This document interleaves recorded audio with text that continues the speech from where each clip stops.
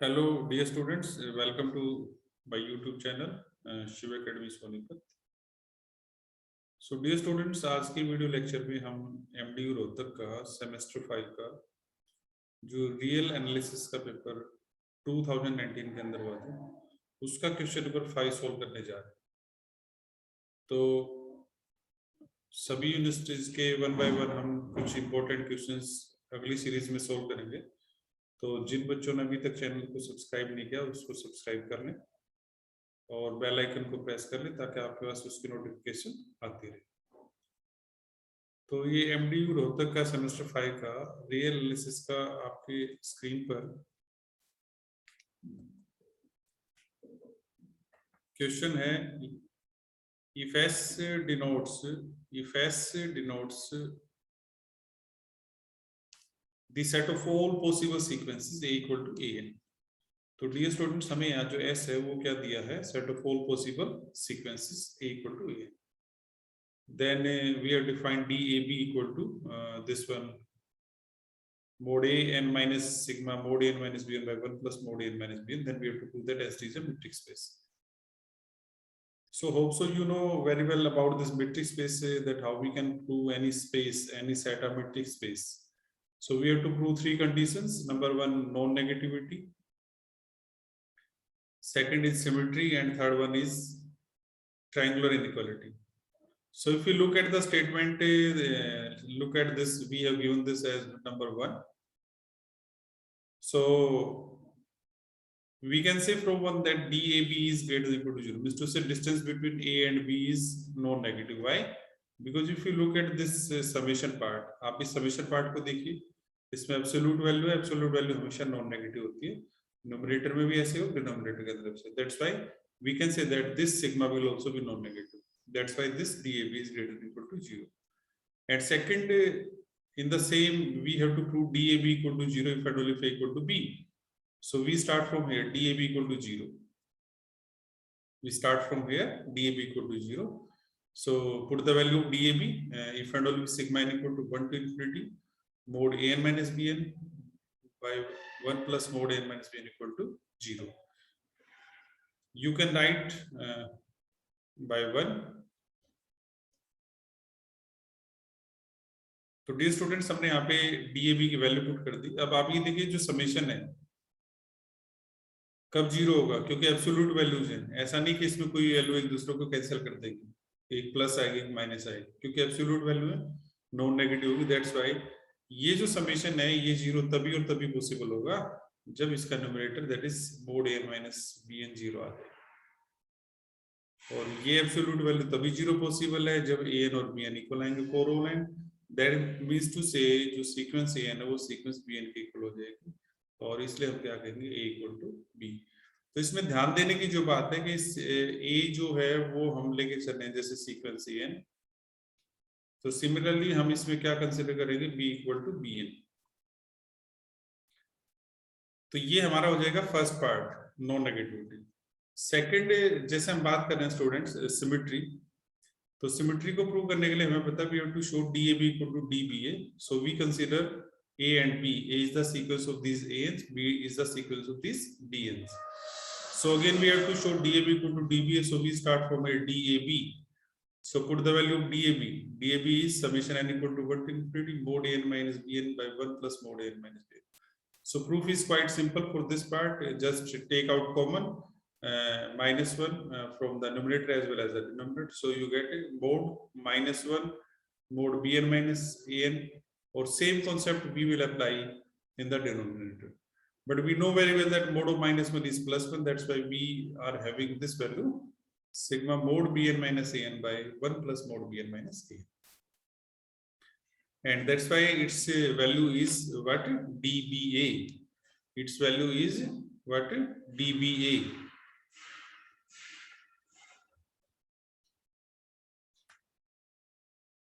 After that, we have to show the triangle inequality. For this, what we do, we take three elements, A equal to A and B equal to B and C equal to CN. Okay.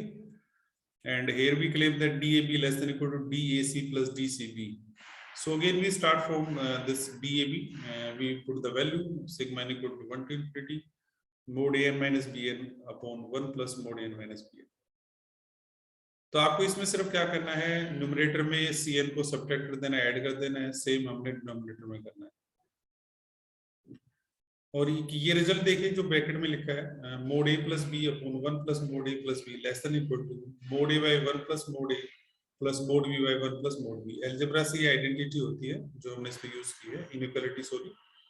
तो इसलिए हम इसको apply करेंगे, it is just our a, it is our b, so we write here mod a means to say mod an minus cn upon 1 plus mod an minus cn plus sigma n equal to 1 to infinity mod of cn minus bn by 1 plus mod cn minus bn, and it is DAC and it is DCB because DAC is an minus cn।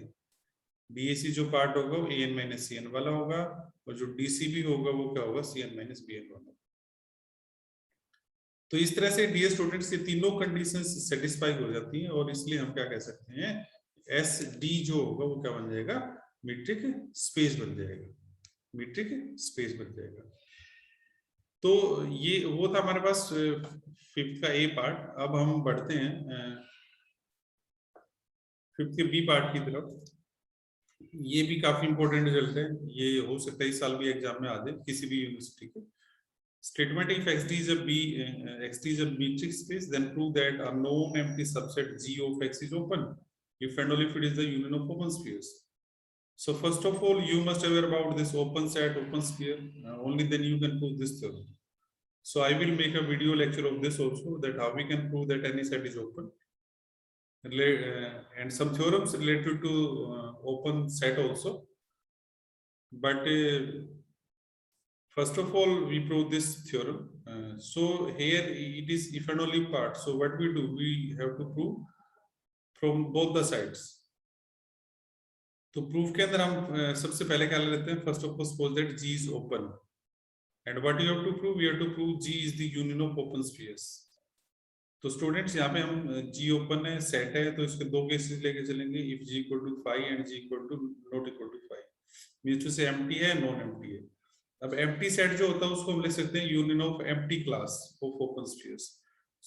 That's why इस case में जो G equal to 5 होगा तो हमारे पास proof complete हो जाएगा, that G is the union of empty class of open spheres. So we have to prove the proof only for the non-empty case, and because we are writing here G is non-empty, so what we do, we take an element X in G,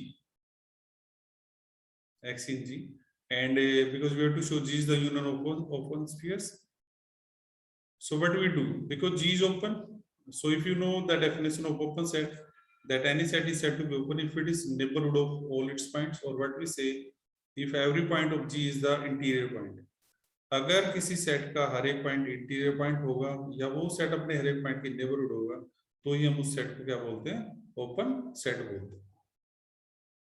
तो यहां से हम देखिए ये apply कर रहे हैं condition of open set, but G is open, so X is an interior point of, so X is an interior point of G, and so by definition there exists an open sphere, there exists an open sphere centered on X, say SRX, such that if you look at this condition, this one, X belongs to SRX containing G, ये आपके पास definition से आती है जो आप लोगों ने open set या नेबरहुड या इंटीरियर पॉइंट की पढ़ी है, तीनों के लिए हम सेम स्ट्रक्चर को यूज करते हैं। और जैसे हमें G को यूनियन ऑफ ओपन स्फीयर दिखाना है, इसलिए हम अगले स्टेप के अंदर यूनियन ले लेंगे जब X वो वेरी किस पे करेगी, X बिलोंग्स टू G पे करेगी। तो union X belongs to G, singleton set X, और एलिमेंट बिलोंग करता है तो सेट क्या होगा, कंटेन होगा, इसलिए हमें जो नोटेशन है वो इसमें चेंज करनी पड़ेगी, क्या, union X belongs to G, singleton set X contained in union SRX, union SRX contained in G। तो ये जो union X belongs to G singleton set X है, ये आपके पास क्या बन जाएगा, सेट G बन जाएगा। क्योंकि स्टूडेंट्स हम किसी भी सेट को, जैसे अगर मान लो मेरे को सेट A लिखना है तो हम उसको लिख सकते हैं union of singleton X where X belongs to A। जैसे एक बहुत छोटा सा अगर मैं सेट लूं 1 2 3, तो हम इसको ले सकते हैं singleton set 1 union singleton set 2 and union singleton set 3। तो इसलिए हमारे पास यहाँ पे बन जाएगा union X belongs to G singleton set X contained in union S R X contained in G. तो ये हमारे पास जी बन जाएगा। इसका मतलब आपके पास आ जाएगा G contained in union S R X contained in G. और जब हम जैसे ए कंटेन्ड इन बी हो, बी कंटेन्ड इन हो, तो वहां से ए इक्वल टू क्या आ जाएगा बच्चों, बी आ जाएगा। और इसलिए हमारे पास यहां से जो रिजल्ट बनेगा वो क्या बनेगा, G equal to union S R X. और G equal to union S R X आने का मतलब G क्या आ जाएगा, hence G is the union of open spheres, hence G is the union of open spheres. Conversely हमने suppose कर लेना है कि G is the union of open spheres, that is union G equal to union S R X, then what we have to prove, G is an open set. तो अभी मैंने आपको ये बताया था कि किसी भी सेट को ओपन प्रूव करने के लिए हम क्या दिखा देंगे, उसके हर एक पॉइंट को इंटीरियर पॉइंट दिखा देंगे। इंटीरियर पॉइंट को दिखाने का तरीका ये होता है कि आप उस सेट के अंदर एक एलिमेंट लेके चलो, उस पॉइंट पे सेंटर्ड कोई भी स्फीयर दिखा दो कितने भी रेडियस का, जो उस सेट का सबसेट हो जाए, वहां से वो सेट कैसा आ जाएगा, ओपन सेट आ जाएगा। तो इसलिए हम क्या करेंगे, let X belongs to G equal to union S R X, और x क्योंकि यूनियन एस आर एक्स के अंदर है तो किसी ना किसी ओपन स्फीयर के अंदर होगा, तो इसलिए हम सपोज कर लेते हैं let x belongs to S R A belongs to G. हम एक ओपन स्फीयर यहां से चूज कर लेते हैं जिसका सेंटर ए है, रेडियस सेम आर है। ओपन स्फीयर की आप डेफिनेशन अप्लाई कीजिए, उसके अकॉर्डिंग जो डिस्टेंस बिटवीन x एंड ए होगा that will be less than r। तो यहां से हम क्या करते हैं, r माइनस डी एक्स से इसको ले लेते हैं नाम r1 का। r1 क्या पुट कर रहे हैं, r माइनस डी एक्स, जो कैसा आएगा, पॉजिटिव आएगा। और अब हम यहाँ पे अपना प्रूफ कंप्लीट करने के लिए क्लेम कर देंगे SR1X contained in SRA which is contained in G, क्योंकि SRX की यूनियन वो हमारे पास G है, इसलिए जितने भी ओपन स्फीयर आएंगे वो सारे के सारे किसका सबसेट आएंगे, G का सबसेट आएंगे। तो यहाँ से हम ये पार्ट अगर प्रूव कर देते हैं SR1X कंटेन्ड इन SRA, तो हमारा प्रूफ कंप्लीट हो जाएगा। और जो किसी सेट को दूसरे सेट का हमें सबसेट शो करना हो तो क्या करते हैं, हम इसके अंदर एलिमेंट लेके चलेंगे, इसके अंदर उसको शो कर देंगे। That's why what we are taking, let y belongs to SR1X and we have to show that y belongs to SRA। तो उसके लिए स्टूडेंट्स अब वापस आप क्या करेंगे, जब आपने y को लिया है SR1X के अंदर, y को लिया आपने, देखिए एक बार बैक स्लाइड पे, y आपने लिया SR1X के अंदर, तो डेफिनेशन लगाइए dxy is less than dxy is less than r1, dxy is less than r1। और क्योंकि हमें दिखाना y एस आर ए के अंदर, तो हमें डी ए से y क्या दिखाना पड़ेगा, लेस देन r दिखाना पड़ेगा। इसीलिए स्टूडेंट्स हम क्या करके चल रहे हैं, यहाँ पे वापस डी ए वाई लेके चलते हैं और यहाँ पे लगा देते हैं ट्रायंगल इनइक्वालिटी। तो इसमें क्या करोगे आप, एक x इंक्लूड कर दोगे बीच में बाय यूजिंग ट्रायंगुलर इनइक्वालिटी, तो ये बन जाएगा less than D A X plus D X Y. लेकिन क्योंकि d तो मीट्रिक है तो इसलिए हम क्या कह सकते हैं इसको, less than D X A plus R one, D X A plus R one, ये सिमेट्री से आ जाएगा, रीजन मैंने इसके अंदर दिया है। तो ये बन जाएगा D X A plus R one, but D X A plus R one is R because R one was R minus D X. तो यहां से हमारे पास आ जाएगा D A Y less than R, और that's why we can say that Y belongs to S R. तो यहाँ से S R one X S R A का सबसेट हो जाएगा, जो जी का सबसेट था, इसलिए एस आर वन एक्स जी का सबसेट आ जाएगा, इसलिए जी कैसा आ जाएगा, ओपन आ जाएगा। तो स्टूडेंट्स मैं जल्दी से आप लोगों को ये बता देता हूं कि जैसे सपोज करो एक्स डी एक मीट्रिक स्पेस है,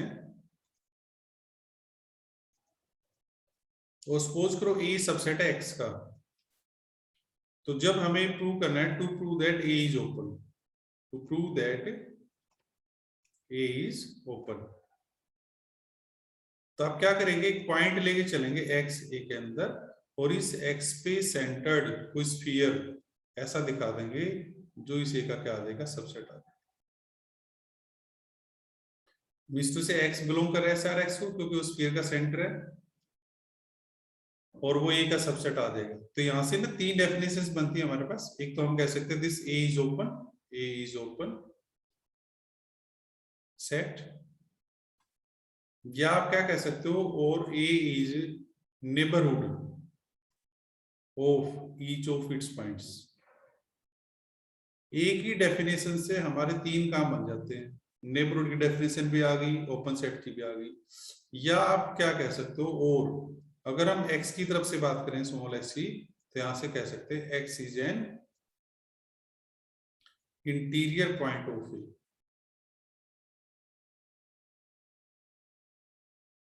तो डियर स्टूडेंट्स, आई होप कि आप लोगों को ये प्रूफ समझ में आए होंगे इजीली। तो ऐसे ही छोटे छोटे वीडियो मैं अपलोड करता रहूंगा ताकि आप लोगों के एग्जाम में वो हेल्प करें। लेकिन आप फिर से रिक्वेस्ट है, चैनल को सब्सक्राइब करें और बेल आइकन को प्रेस करें ताकि आपको इस नोटिफिकेशन आती रहे। तो आप सबका बहुत बहुत धन्यवाद। तो वीडियो को शेयर करना ना भूलें अपने फ्रेंड्स के साथ व्हाट्सएप पे।